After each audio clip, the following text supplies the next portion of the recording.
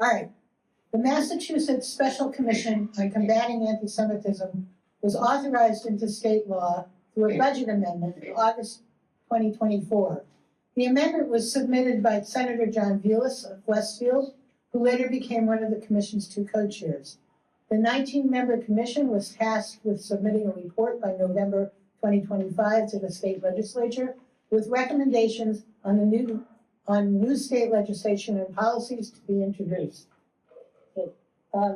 So on this slide, you'll see the list of what the law charged the commission to do.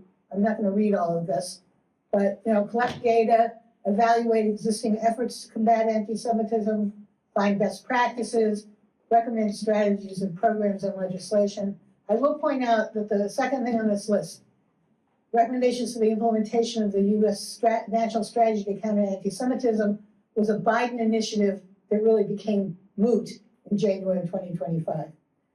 We can go to the next slide. So there's 3 slides I'm going to show you to answer the question of who was on the commission and how they were chosen.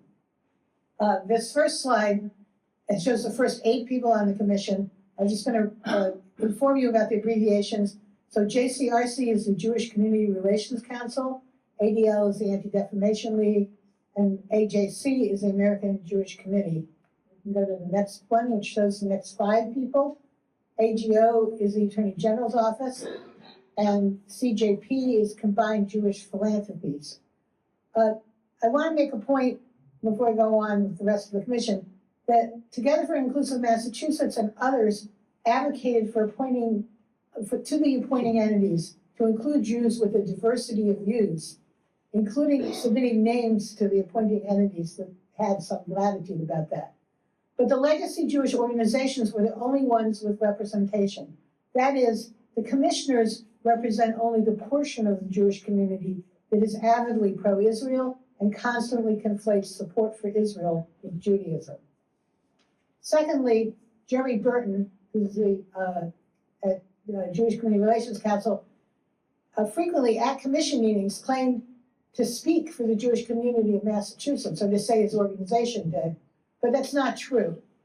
So Boston Workers Circle called for a ceasefire in Gaza in October of 2023 and was subsequently kicked out of the JCRC while Boston Workers Circle was a founding member of the JCRC. And then Combined Jewish Philanthropies withdrew a grant from Boston Workers Circle that funded our children's education program. Okay, we can go to the last slide of the panel. This is the final 6 people on the panel. I also want to point out that in spite of names that were also submitted, there were no scholars of the Holocaust, of genocide, or of anti-Semitism included on this commission. And by design, by the way it was constructed, there were no teachers, either from K to 12 or from higher education. And we can get rid of the slides. I want to consider the wider context of this moment. First, the commission was enacted and started before Trump's election to a second term. But the broader context starting in January 2025 is that diversity, inclusion, and equity, women, immigrants, people of color are all under attack, constant attack by the Trump administration. But so-called protection of Jews is being vigorously pursued by that same administration and used to attack institutions of higher education, amongst others.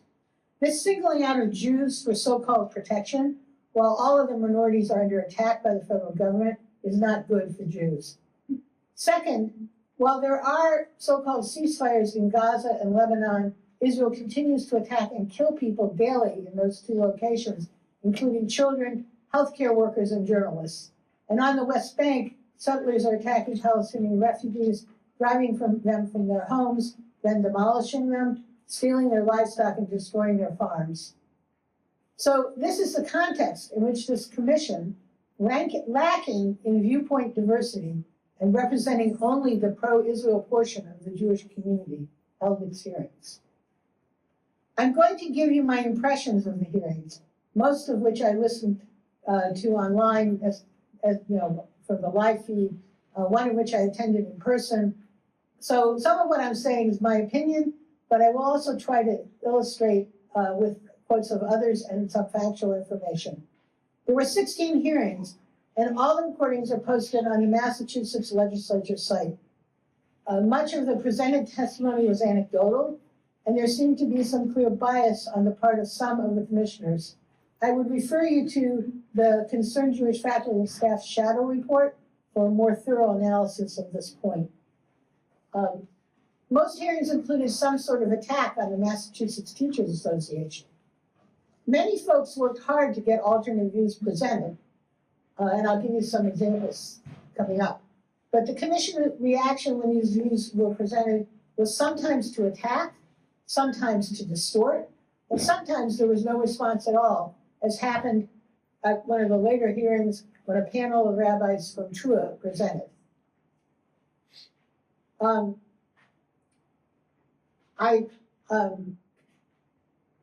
I'm going to share with you a few notable items, or that I found notable from the hearing.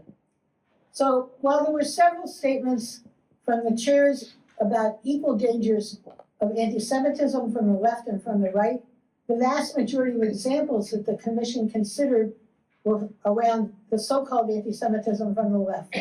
Much of what is called anti-Semitism from the left is actually legitimate free speech criticisms of Israel or assertions of support for Palestinian rights.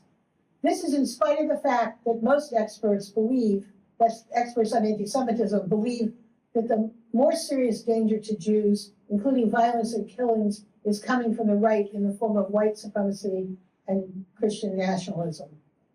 Most of the hearings focused on K-12 education and the preliminary recommendations in that area, so that the other areas which Abby listed that were addressed in the recommendations were covered in only 3 or 4 of the meetings.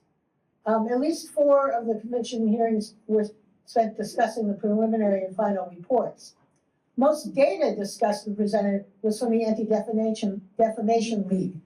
But the ADL data of anti-Semitic incidents in Massachusetts and across the country has been widely criticized for conflating anti-Israel or anti-Zionist statements and actions with anti-Semitism.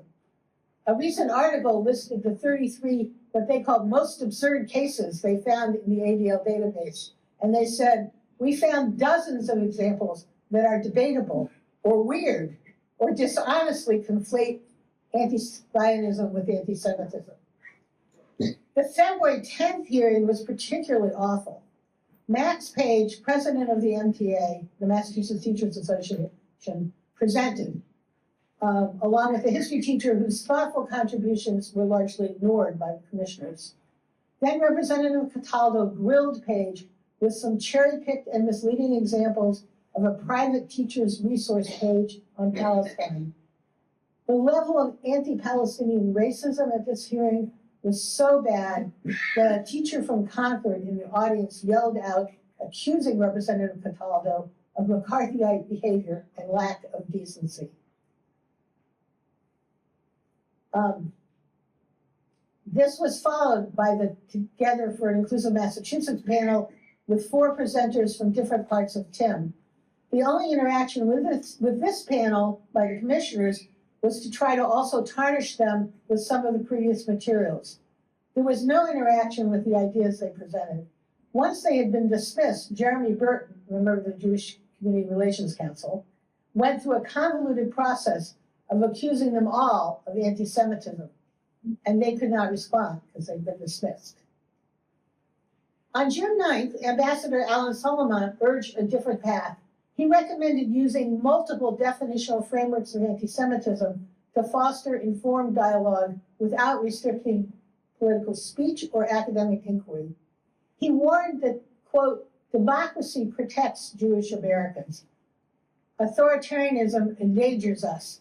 Throughout Jewish history, we've learned what happens when democratic societies cast aside due process and civil liberties. When governments start labeling certain groups as dangerous and unworthy of basic rights, it rarely stops with the first target. He also said that higher ed could take care of itself, but little of what he said was reflected in the final recommendations. On September 8th, the Concerned Jewish Faculty and Staff panel presented a lot of really valuable information And one piece that stuck out to me was the fact that between 20 and 40% of Massachusetts Jews are not Zionists and don't consider Israel to be equivalent to Judaism. Response by some commissioners was to twist what was said. 2 hearings included public testimony. At the first one on April 7th at the Newton City Hall, many who signed up weren't able to speak. The second one on September 25th at the State House, everyone who signed up got a chance to speak. Some were online, some were in person. The Massachusetts Synagogue Network on Israel-Palestine testified as a panel and later published their testimony on their website, signed by many folks besides the panelists. From the AMSTA testimony, quote, the commission should avoid making recommendations that prioritize one viewpoint of Israel and its policies and actions. In order to be best understood and responded to, anti-Semitism should be framed as merely one type of religio-racialized hatred, like anti-Muslim actions. Another person summarized the 4-hour hearing as follows, quote, today's hearing was a rousing rebuke of the Special Commission on Combating Anti-Semitism, with critical voices outnumbering plaudits at least 3-1. Speakers from concerned Jewish faculty and staff, Together for an Inclusive Massachusetts, If Not Now, Jewish Voice for Peace, the Massachusetts Synagogue Network on Israel-Palestine, the Massachusetts Teachers Association, other groups, and the general public also lambasted the Commission's pre-rigged conclusions, unrepresentative membership and witness lists, K-12 recommendations, use of the International Holocaust Remembrance Alliance definition of anti-Semitism, and more. Many who testified urged the Commission not to recommend the use of the International Holocaust Remembrance Alliance definition of anti-Semitism, including me. And now I'm going to share just a part of my testimony. I'm the daughter of a Holocaust refugee who left Vienna in 1938 at age 13. My grandfather owned a bookstore in Vienna, and his father owned a paper factory. In 1938, the bookstore was appropriated by an employee and the factory forced to be sold to a minor partner. Only 10 years later, thousands of businesses and factories belonging to Palestinians were subject to similar confiscations and appropriations during and after the founding of Israel. That the founders of Israel did to the Palestinians what the Nazis had done to many European Jews is a reality that pains me to the depths of my secular Jewish heart. Adding to that pain is the recent destruction of the Edward Said libraries in Gaza. My great-grandfather died in 1940 from lack of insulin, and my great-grandmother was deported by train to Lodz, Poland in 1941, where she likely died of starvation. In 1948, 750,000 Palestinians were driven from their villages and homes by Israelis, transported not by train but on foot. The descendants of many of those refugees are now dying of starvation in Gaza in a genocide that belies the call never again. And then I went on to call the Commission not to use the IHRA definition as one of its points, and Noam will elaborate on this, says that it's anti-Semitic to draw comparisons of contemporary Israel policy to that of the Nazis. My comparisons, I believe, are germane and not anti-Semitic, and I urge the commissioners not to use the IHRA definition. The outcome of all this, a 73-page report with findings and recommendations covering K-12 education, higher education, public safety and law enforcement, and workplace and healthcare. Language in the report does acknowledge some of the things that Tim and other groups advocated for. The Combined Jewish Faculty and Staff Shadow Report is a good place to dive further into a critique of the report and the Commission. And now I'll turn it over to Noam, who might say a few more words about the report, and then it's going to spend time delving into why the IHRA definition is so problematic.